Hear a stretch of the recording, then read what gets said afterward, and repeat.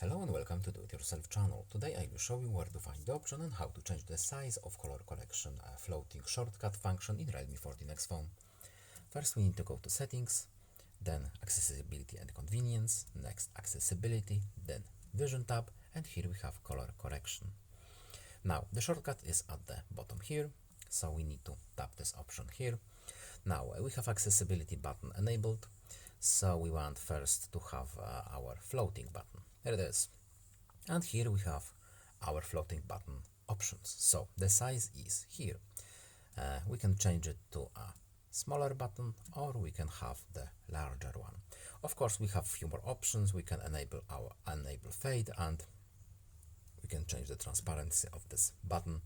But right now we are interested in the size of our floating button. And that's it. I hope this video was helpful to you, and goodbye.